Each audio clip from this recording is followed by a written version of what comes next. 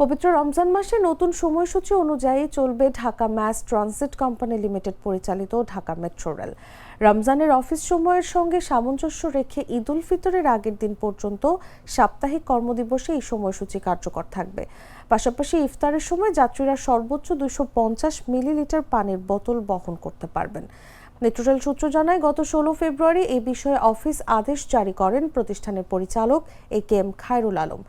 নতুন সূচি অনুযায়ী উত্তরা উত্তর থেকে মতিঝিল অভিমুখে প্রথম ট্রেন ছাড়বে সকাল 6:30টায় এবং শেষ ট্রেন রাত 9:30টায়।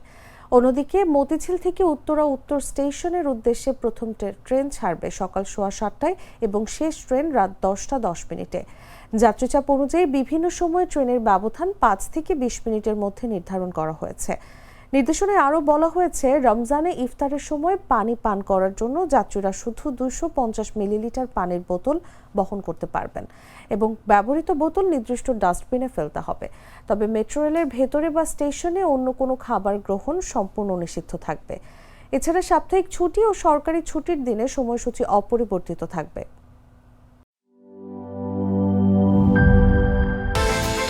বিকাশ পেমেন্টে 10,000 টাকার বেশি অফার। শপিং চলছে তো।